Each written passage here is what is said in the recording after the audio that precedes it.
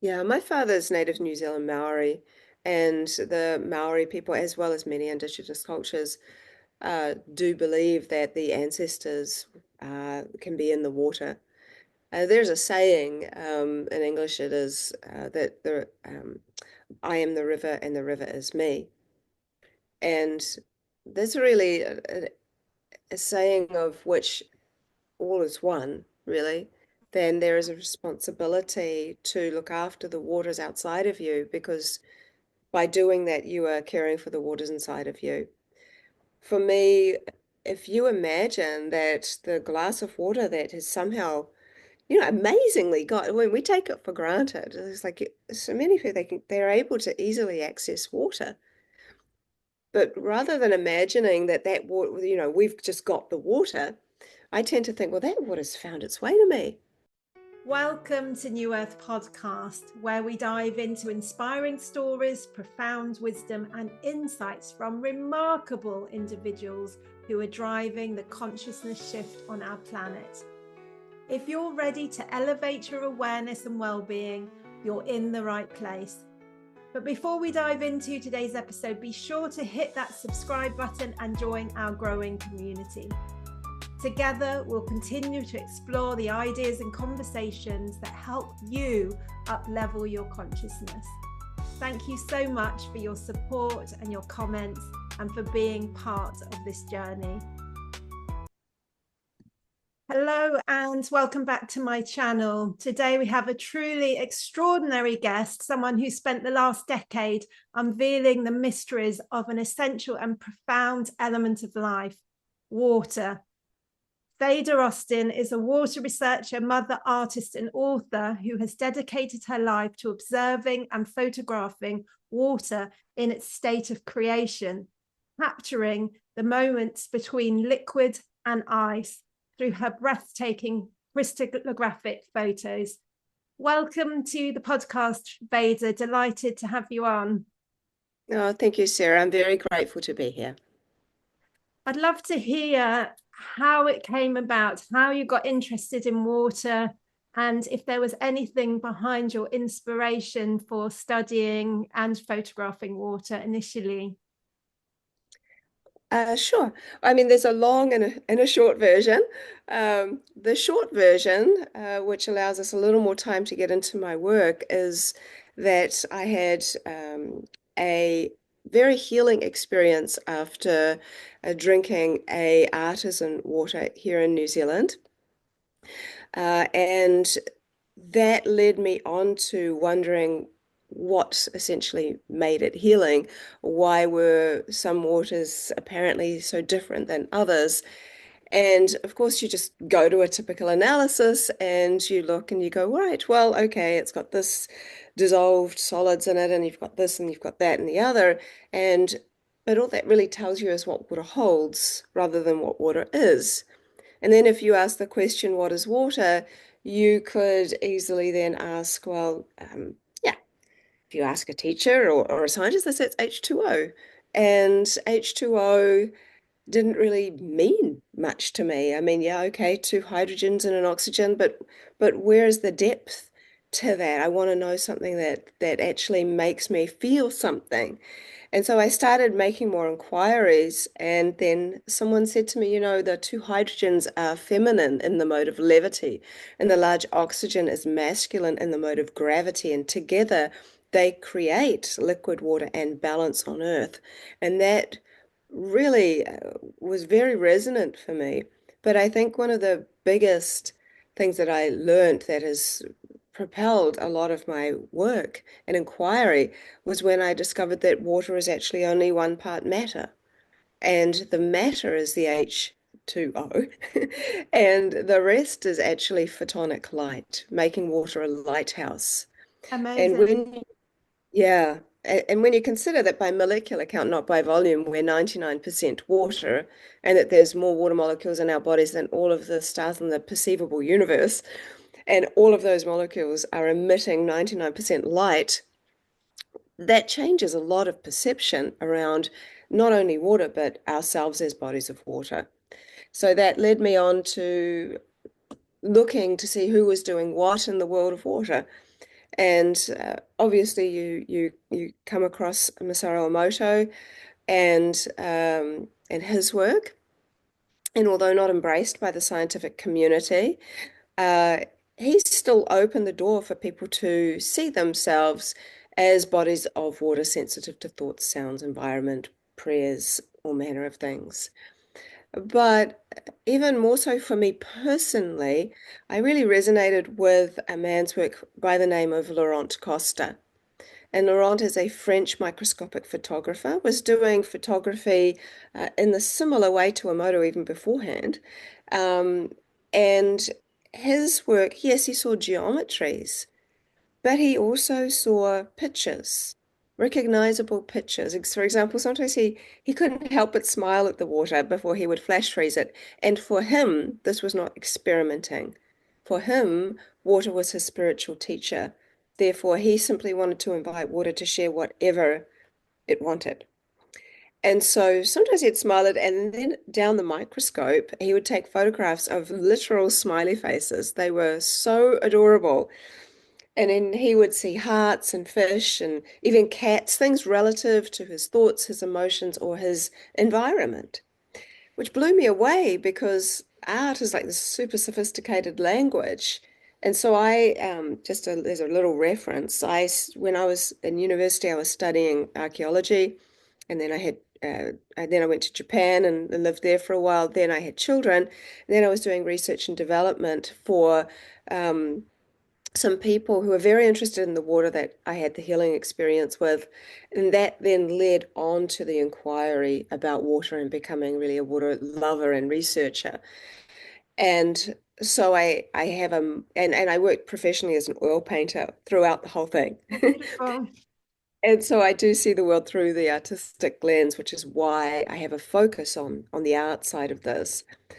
So I thought that was amazing. And then the third person that inspired me to start the work and to really start seeing for myself if water could store or hold what we term it at the moment as memory, of Yes. which I really don't think is the right word.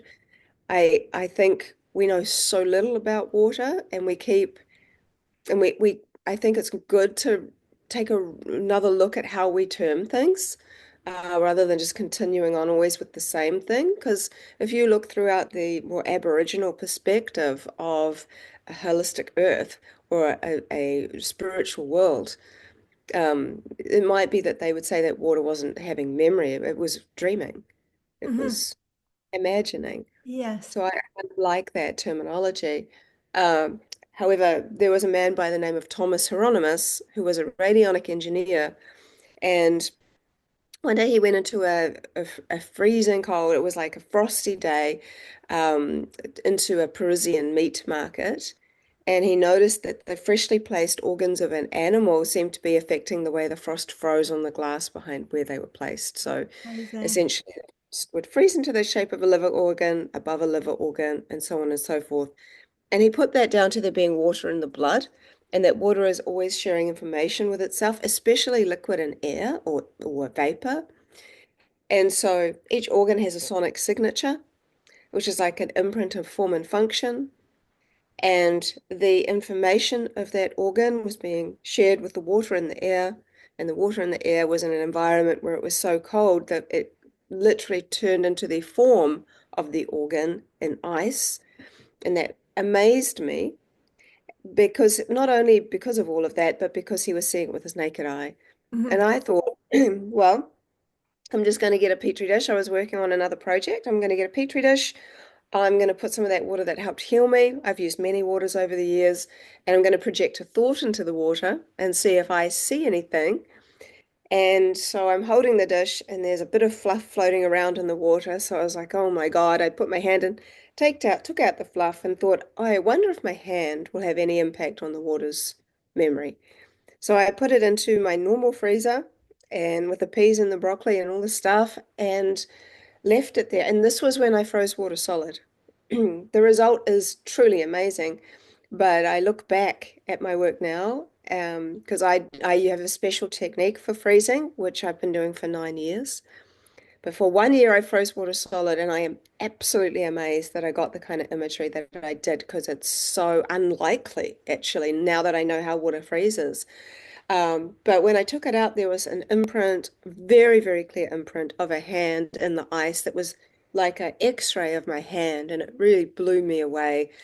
And then my freezer became my most used household appliance, and one thing led to another. That's incredible, Veda. There's so much I could pick up on there. What a journey you've been on, with it all. I'd love what really grabs me about your work is the respectful way that you approach water rather than seeing it as an experiment or something to be done to, because that's really reflective of the old world, that we've been in this it kind of keeps us separate, where for you it's much more of a conversation and a discovery. It's in a way, I know you encourage people to do, it's not just your work, many people now do this work, including children, which is really beautiful, and you encourage people to do that. And it's almost that childlike inquiry in a way, isn't it, of not having expectations, because then, in a way, are we limiting ourselves if we approach it from a place of expectation? So it's that kind of open-hearted curiosity and respect, and that's what I really love about your work. Is that something you can expand on? Yeah, thank you for bringing that up. Yeah. Well, one of the most common things I hear is programming. Let's program the water. Yes. I always get a little bit like, well, I think there might be another nicer way we can look at it. Um, you could say we are bodies of water that have been programmed. Yes, I think there's Um, no doubt about that. I mean, it's no surprise that TV programs are called programs. Yes. But anyway, but I don't see water in the way in which many people do. So I can understand why people think that, because as of yet, water has not been considered to be something that has any kind of awareness. But from my perspective, after a decade's worth of prolific work, like literally, I have, somewhere in the region of 53,000 photos of water responding in what can only Amazing. be deemed as an intelligent manner. Because of that, and because of the vast amount of work I've seen, I'm not just saying this because it's my emotional connection to water. This is actually what I'm seeing. What Mhm. I'm seeing has fueled these decisions that I've made that we don't know what water is. Yes. We don't know who we are. And so these concepts of the programming the water seem very much like how we might feel if somebody says, right, I'm writing a program for you and you're going to do this, therefore that's going to make me feel good. That might not make you feel good. It's an interesting one, isn't it? If we look at it in the terms of, human beings, because, if we think about affirmations and, in a way, we're kind of programming ourselves. And I think there is a place for that. But I always feel if the subconscious programming is saying something else, then, we're in a way, we're just creating conflict. We need to sort of dive deeper and really see what's going on underneath, which is what I feel you're speaking to here, which is so Well, I fascinating. Well, I think the way in which I'm saying it is not so much in human terms. Humans get so triggered about stuff, and we're very, very attached to certain things. And so with water, it's sort of like I've seen this wild nature of water, but the fact that it's free and it's wild outside of any kind of body allows it to essentially not be in judgment, but it also allows it to see us from a very different perspective than we see ourselves, if you bear with me with this word see. And so when people are saying they're programming the water, they might be doing really lovely, for the most part, programming water for most people means putting crystals in it, saying nice things, using a vortexing machine, doing something, and that is usually really nice. But that terminology is Yes. something which is it lacks relationship. Yes. If you're Yes. programming something, you're not thinking of it as something that is like got feelings and maybe its own thoughts. You are treating it as if it doesn't have any choice but to do what you want. And so my approach is simply water. Actually, what I've seen is water is a divine intelligence. For me to think that I'm going to be able to somehow to do what I want seems hilarious because I see that water will never do that.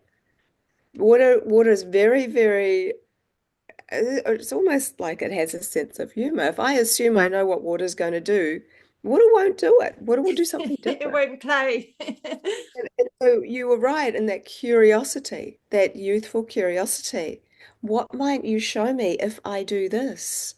Is a Yes. far more like open conversation than, right, you're going to be doing this for me today because I think it's the best thing for you. But And what I'm also hearing from you is humility, which is such an important quality because I feel like, you know, like, yes, we can pray. Yes, we can, set intentions, but ultimately, what happens in our life, particularly because I'm a healer, so I work with healing. you know if I feel I'm gonna heal someone, that's quite an egotistical, arrogant place to come from. I can facilitate them, but actually their healing is between them and God. So ultimately it's holding that space where conversations can unfold and interactions can take place, and things can be seen, which is such a beautiful space, because in a way, with the programming, we've all closed our eyes, and we see things. We don't see things in that with that childlike curiosity of, when you think of babies, that when they look at the world, they're really taking it all in, whereas we just think there's a chair, and there's just so much that we don't really notice. So do you feel that you're kind of uncovering or revealing a whole kind of hidden language? I think well, that's a almost like there's multiple layers to that. There's so many layers to this. But simply the analogy that I give, and I would say that rather than using this word programming, I would say I love the word invitation so far Yes. more. That just feels it's sort of like with anything. It's like um, if we want a softer world, we can use softer words. Because what I've seen is that water is very, very responsive to words, especially written words, actually.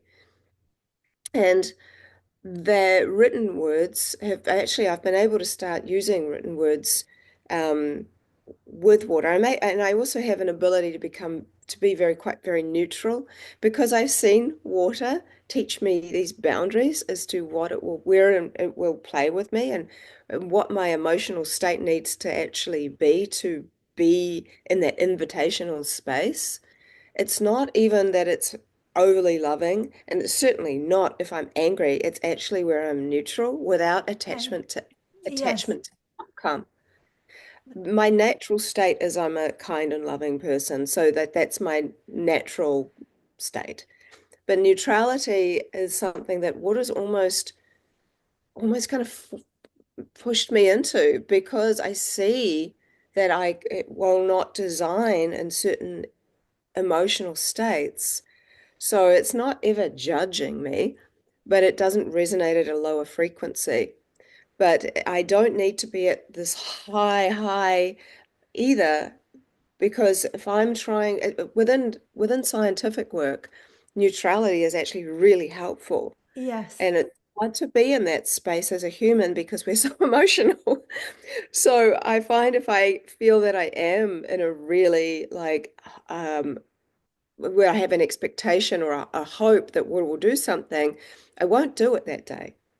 or I'll do it 10 times in a row until I've kind of moved into a more neutral space where water is very open to sharing just what it wants. It's like a complete surrender and letting go to be able to get more, the real true voice. Because found that, for example, water tends to form these kind of spiral shapes with the sound of om. Whereas one day I decided that I just kind of made this assumption based off that it would probably do something similar with the sound of a gong. And so, with that mindset, even, I thought, oh, it's probably going to do this. It's quite likely to do this. That's what I was thinking. Um, in my arrogance, I was thinking that. Whereas water never did that. Water did not design any spiral pattern whatsoever for the sound of a gong. Instead, it designed the gong itself with the mallet on top. It designed the instrument. It's So really interesting, this to me, because in a way you're acting as the neutral observer. And then people could say, if you're emotional at all, it's kind of just reflecting, or anything is reflecting what your intentions are. It's that you're influencing that. But this is really proving that it's outside of that, in a way, I isn't it? Yeah. that's really perceptive because I have seen so many things where I use words, for example, that I have no visual for, like the word ego. Ego isn't something that we physically have a picture for, so I'm not projecting a picture. I always laugh though when people say, "Oh, well, it's you projecting." Well, you're proving my point. It's like you're saying that what is reading my mind when you do that. When you Yes, say which that, is that's powerful in fun. itself, isn't it? It's yes. Absolute. But in these particular kinds of cases where I've really gone into all of that, because of course people are going to ask, is water just like picking up on your conscious thought, or is it doing it on its own? So for the word ego, well, we kind of have a concept of what that means, but we don't have a visual for it. I certainly don't. Yes. And when I just wrote that word, water designed these big shoulders and a long neck and a little face and a giant balloon head, which really is an art piece, which could just be called ego. But it designed like this big outer inflated body and a big inflated head. And Yeah. there's so much you can even just look into. But with grief, we know what grief might look like on someone's face as a sad face, but we understand grief in so many different ways as human beings, but there's not one visual necessarily for grief. You could say a sad face, maybe. You could say tears, maybe. You could say broken heart, perhaps. But Yes. what it designed was none of those things. And those were the only things I thought it could possibly do when I was thinking of that word grief. Those were the visuals that potentially came up for me. But water didn't do any of them. It Yes. designed the outline of a person with holes inside. Wow. And Which so, is so I powerful, is that? well, and I think that I mean I've been doing this work for so long. I've asked questions that I don't know what water's going to do. I asked, "Who are you?" Water designed in letters to me. I am. Oh, wow. It's like I It's never saw that come. it's interesting because when you introduced in the beginning, that question of what is water, that's what I was feeling. It's like, because we're 90% water, that's the most important question for us to be asking ourselves. Who am I? Which is what you're doing. You're having this kind of almost existential conversation, really. I think that even if you can't be in neutrality, you can be in friendship. So Beautiful. the next thing that we kind of come to is like, okay, well, let's think about the water as a friend. It's a friend without the body that we understand, uh, where we would make a normal friend, or normal, somebody that's in a body, or an animal that's in a body, or a tree that's in a body, but within that body is water. It's water, salts, minerals, and consciousness, really, the things that make up what we call things that are alive. And water, so that's a whole nother conversation though. And so in friendship, you treat people how you would like to be treated. Yes. And you offer respect. You have time to listen to them. You to be a good friend, you you share each other's lives together. You care about each other. And within in this way, you could have a friendship with water if you're wanting to work in that way. And it's like, I've got this great idea. Why don't we try this? And so you've kind of got water to come on board and go, oh, that sounds really fun. Why don't we do this? Because water really responds a lot to our emotional state, which is why wear neutrality becomes very helpful. But if you just, that's very difficult. The play with water becomes like, well, if friendship is just something we all understand and we all know how we would like to be treated. So people that are wanting to get much further, because I know there's lots of people that have been working in the field of water and they've been using programming water to heal for healing. That's very, very common. But Yes. if they would shift and it be about, oh my gosh, I would be so excited if this if we could work on this project together. I sound kind of corny to some people. It's like, oh, I'm not going to do that. That sounds like ridiculous.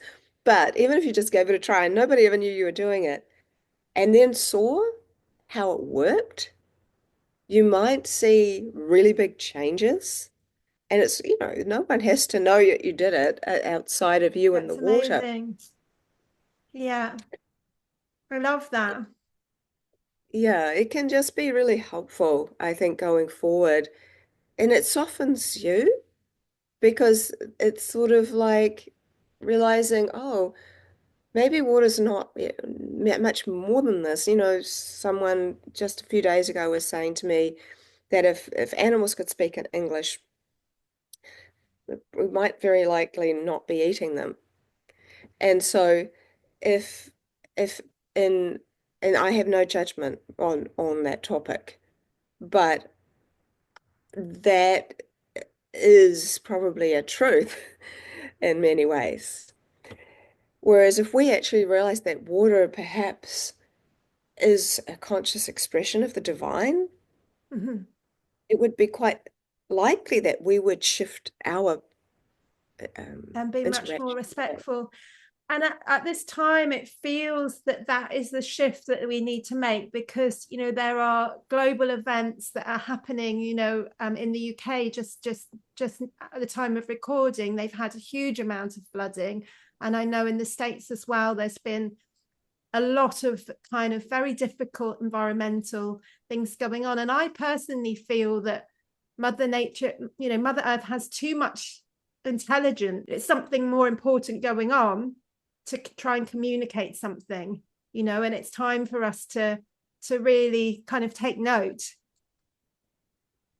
Yeah, I've found that the conversations that I have with water over the many years have helped me to realize that yes, when people are talking about municipal tap water, for example, or polluted waters, you could look at that and then just shift it and go, well, what would be the equivalent of water that is polluted or water that, has got stuff in it like in tap waters? What would be the equivalent in human terms? Well, you could say, well, that is a body of water that has uh, got issues, that Yeah. has some pollution within it. And if, for example, take tap water, and we could say, okay, well, perhaps that tap water is like somebody who's been told that they're unwell. And they go home after being told this to the doctor, from the doctors, and then someone comes and gives them like, a hug and makes them a cup of tea and give them a blankie and says, oh, you want me to like do your hair or whatever, any nice thing. And that person would feel grateful. "Oh, like somebody's caring about me. Oh, somebody cares. I'm so grateful." But the doctor would say they're still sick. But that emotional upliftment, that's entirely theirs. Nobody can take Yes. that away from them. Yes. What I've seen with municipal tap water being very disordered is that when you let that melt and you hold it to your heart in love or gratitude and then refreeze it, it's not disordered anymore. You start to see ferns, you start to see little flower-like shapes, you see structural change. However, you don't see chemical change yet. It's really interesting, isn't it? Yeah. So that's the same as that sick person who is an emotional upliftment, but the doctor still says you're sick.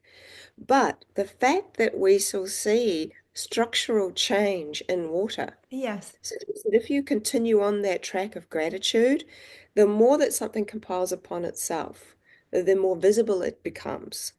And so, therefore, in a similar way, that person who is unwell has the power, this superpower of gratitude and forgiveness, that is able to potentially bring that um, gratitude into existence, into visible existence, which will potentially be very, very helpful with their own healing. And so if we then apply that to this tap water and people say, what can we do? Of course, as a collective, we could make a really big difference. And as one person, you can make a very, very big difference just by consistently being grateful for that water or offering something, caring about the water. But the water has that ability, just like we do, I think, to transition from one state to another state. So that transitional phase that seems obvious is the state between, life and death, or between sickness and health, or between, hate and love. And the secrets are always in the subtleties with water. So with water, that polluted water will evaporate and go back into its reincarnation stage. So essentially, water doesn't die, and that's not dead water. It is polluted water that will change states. And so I think that even sometimes, you have some people, and I've seen this, they look so sad. Sometimes if you're in the city, you walk past so many people, very few people, well, you do see them, but there's a lot of people just like walking on their phones, or they don't look particularly happy. A lot of people don't smile at each other so much as they used to. But that one smile that you might give to somebody that's maybe having a really bad life, a really bad day, and you never know where they're at, can really just make a difference. Like, oh, actually, the world is not completely terrible. And that on its own can change their entire day. So what you can do with water, from the freedom of choice that you have to choose to go, hey, you know what? Maybe I'll just like give this water rather than going, oh God, no, this is terrible. Maybe think, wow, look, here's the analogy that has helped me. My life has been a mixed bag of a lot of things. And the first good long half of my life has been like really a lot of hard, hard things happened to me. And I heard a lot. I can't believe you did that. I can't believe you chose to be with that person. Why did you do that? That was a really bad idea. And it made me feel really bad. But I remember one of the first times someone said to me, my God, look how strong you are. Yes. Look how look how well you are. Then you've gone through all of this and you're still a kind and nice person. That's amazing. It's Look at you. powerful stuff. Yeah.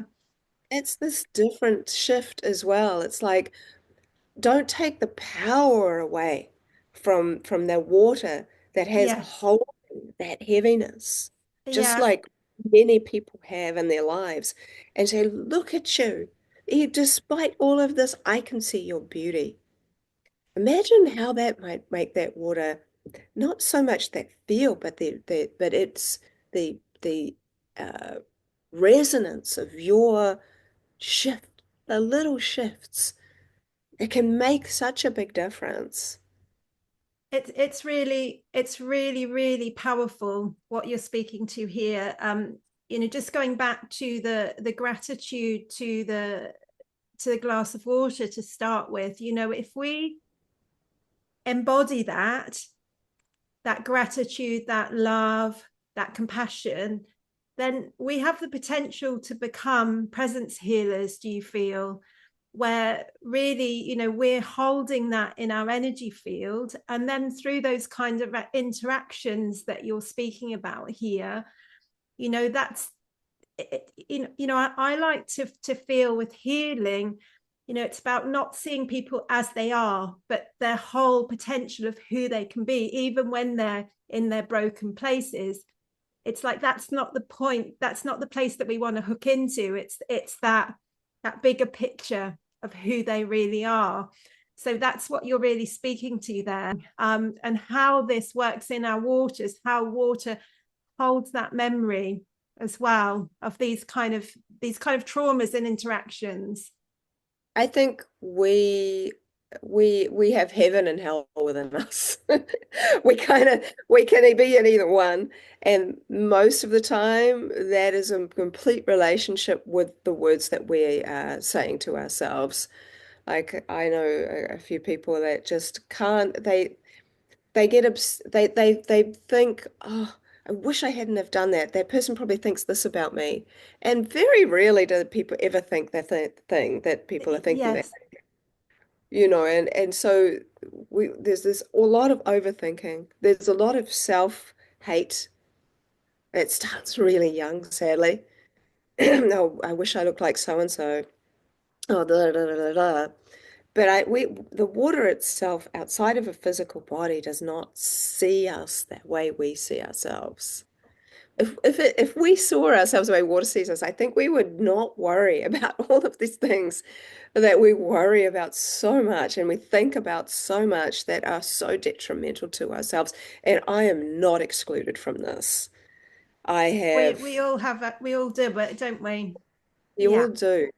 And at the same time, having been around the presence of water so much, I've shifted so much from places where I knew I'd get stuck, and to shift into actually, you know what?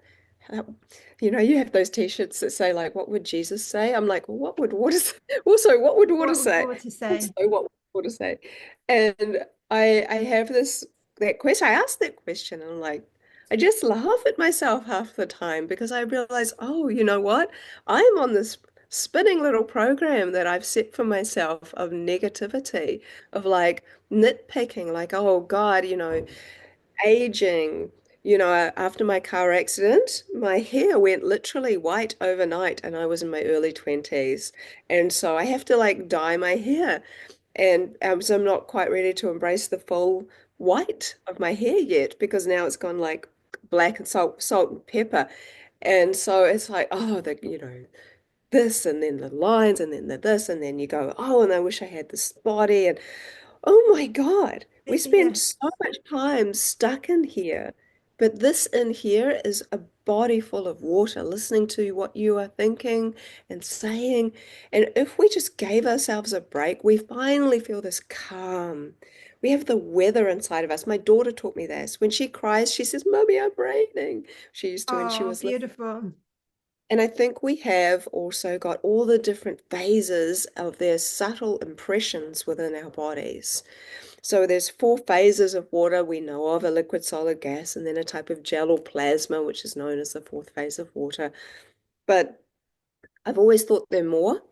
And I also was on a podcast with Robert Edward Grant a while back, and mathematically he agrees and says there must be more phases to water. But we barely know anything about any of the phases we know about. So like with ice, there's over 300 different types of ice. I could be talking about one type of ice for the rest of this life. So Yes. to so so the fact that there are multiple stages, I'm going to give you an example, which I think is quite nice before we end the podcast, of something I used to do when I had my wellness center, because I have some gifts of healing. I have not had the wellness center for many, many years now, but Um, so I used to see there, I used to have this understanding that we do carry all these phases of water within us. Not used to, I still have it. I just don't tend to practice that on other people anymore, but I do practice it with myself. This is something anybody can do for themselves. And many people have, many people, most people have stuff that they don't want to talk about, or stuff that they are still processing, still filtering through, and stuff they don't want to look at. There's all manner of these different things going on for people. And I see those things that are stuck as ice, because Mm.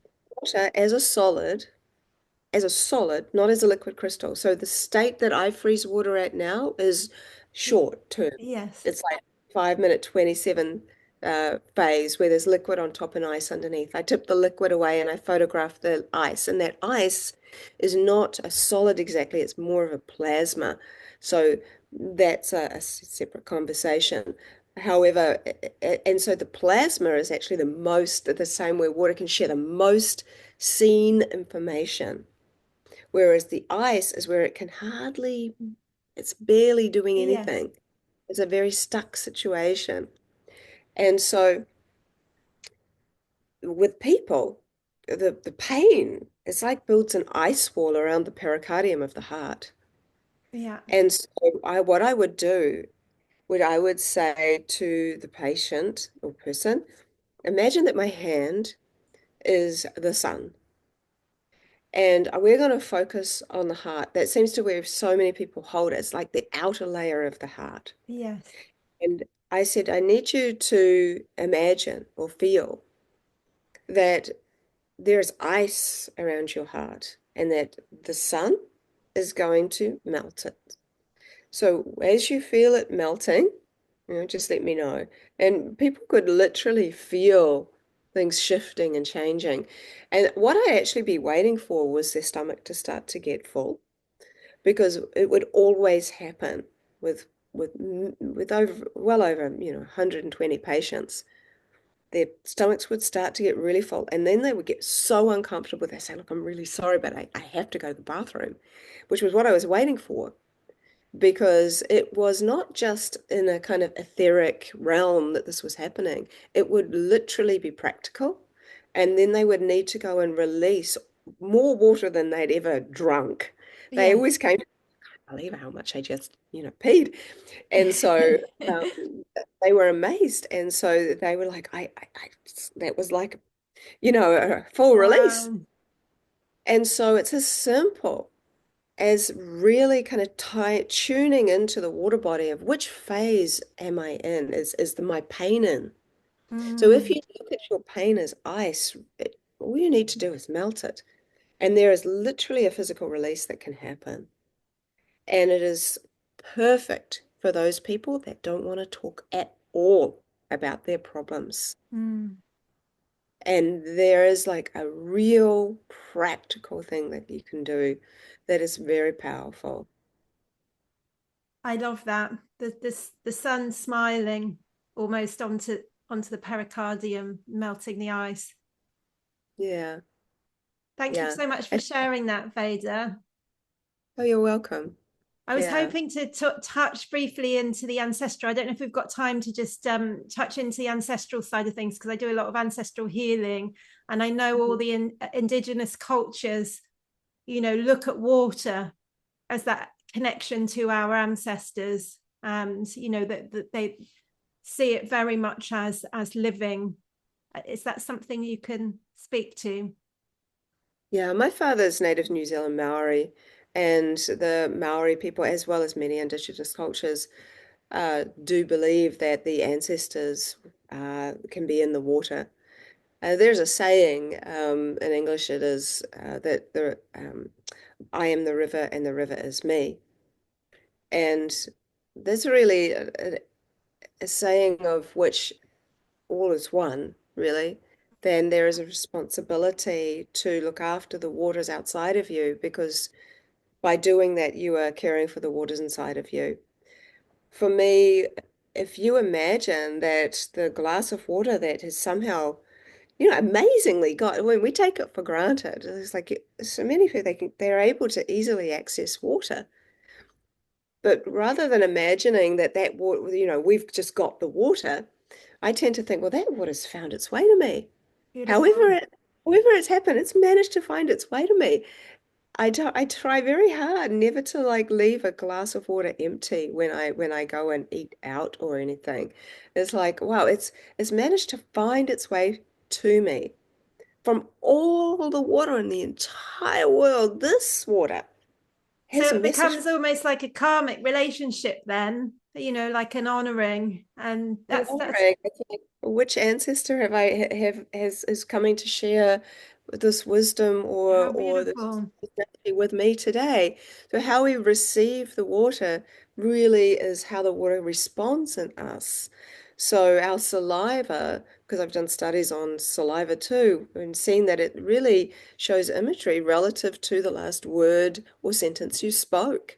So that speaking has a resonance that is picked up by the saliva, and the saliva is an intelligence all by itself. As far as that, it's mostly water, and it's the first fluid that water comes in touch with. So it's the first information about you outside of energetically that water is picked up on.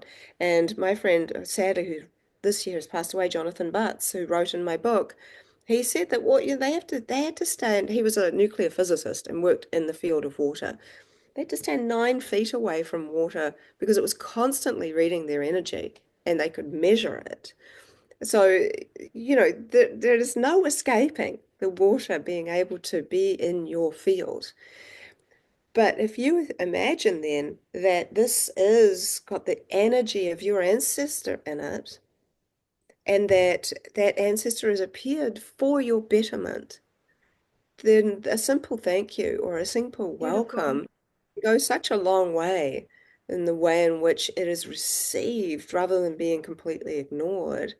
I actually, you'd be probably be really interested coming up. I've got this webinar in December and all about the ancient mysteries and astrology and water and things we don't understand Oh, yet. wonderful. Have a man speaking who is literally freezing water. Um, he gets like DNA, the swabs, the inside of the mouth, and then puts it on a petri dish and then puts water in it, freezes that. He gets that person to do it, and he's reading the water um, about what is all about ancestors and reading where the ancestors are, what the ancestral Amazing. pain was, these kinds of things. And yeah, I've never had him on any webinars of mine before, so I'm excited for him to share what he's doing because it's really incredible. And he's been finding that so many people have been healing from various ailments by healing the ancestral pain. Absolutely. It's absolutely key because it creates an ice in the field. It's like freezing the ancestral field, if there's trauma in it. So the work that I do is like helping to unfreeze that. That's how I see it. So that's really interesting. It's the same analogy in a way. And I always love the analogy of the iceberg as well, because it's almost like what we're conscious of is this part, and Yeah, that's what we can't see what's going on, that we have to unfreeze. So yeah, it's powerful stuff. absolutely. Well, it's also nice because in the melting, people tell you about the ice caps, the melting and this, but in the melting and is that stage is where fourth phase water is, where it has more Interesting. molecular ordered structure. It absorbs more light. It has negative charge, which is super healthy for us. Wow. There's lots of ways you could see that. So there's a So lot of potential to kind of tap into a lot of information fields that are coming through in our water if we're receptive enough in a way. yeah, yeah, Yeah. absolutely. Hmm. Yeah.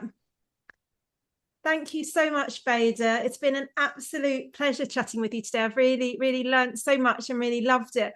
I'd just like to ask you a final question to finish up. If water had a message to the world to come through you today, what would that be?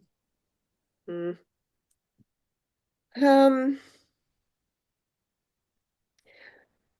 I think if we just look at water and we see what it is and what it represents, there is transparency, there is a sense of humor, I think. I love that about water. Uh, I love this childlike quality that it demands of people to kind of go back into what it is to have fun and what it is to be like curious as opposed to so like held on to something and to be open and how it needs to flow, but it always finds a way around something. It's patient. Yes, And that from the very top of the mountain, all water is always finding its way back home, always way back to source. In beautiful. which you're on, you know, you are a body of water going home. And Yes. that it's helped me to not ever worry about, not to worry about death. Because like my friend Moses Hackman says, the cycle of water is the cycle, like the cycle of the soul. There is no Mm, death when it comes to water. It's only transition. yeah. And for me, water is a house of the divine. You're a body full of water, light, salts, minerals, and consciousness. Mm, And literally, through our eye lens, which is 99% water, we are literally seeing this world through the lens of water. But if I say to, and I go into school sometimes and I teach a mix of science and art projects, and I say to the kids, if your skin was invisible and your organs were see-through, what would you look like? And they always come back to streams and rivers and tributaries and waterfalls. And one boy said he looked like a brain-shaped cloud with electrical rain shining down in the shape of a person. And my biggest takeaway that water has taught me is the same message that my mum used to teach me always as a child. It was my one foundational message, and that is about non-judgment. mm, And you can never know what somebody's going through. And it is one thing with water, whereas this is a very commonly asked question for me. Well, if water is so intelligent, it can do this and it can do that and do the other, why doesn't it just stop, the nefarious leaders of the world from like somehow sure. functioning and doing this and this or Yes. that, or prevent evil happening? And well, I always come back to have to say that water is not in judgment. Yes. Water is a reflection of whosoever looks upon it. Yes. Water is not saying, "Oh my God, no, I'm not going to let you drink me because I don't like you." If you're not Yeah. in judgment, it's not going to do that. But also, you can go, well, even the most evil of people drink water, and so what those people are trying to say is that is why doesn't it just like stop them somehow if it's why can't it just seize them up? And I said, well, water, because it's not in judgment and because it goes where it needs to go, and it's not the hand of evil that's the things that are happening, or the opposite of good, or what we could term to be good. But really, it is the seed. It's a seed of hope that Hmm. lies within all people so that change may happen. And that, I think, is one of the most obvious truths I found with water, is that wherever there is water, there's hope somewhere in Oh, there. beautiful. You are. Thank Thank you you. for sharing that. That's really quite moving. Thank you so much. I feel like lots of us are needing hope through these times, where we can easily go into judgment or division. If we can just hold that hope and that vision, then that's incredibly powerful. Thank you so much, Veda. It's been an absolute joy to You're chatting welcome. with you. And thank you for everyone listening in today. Bye for now.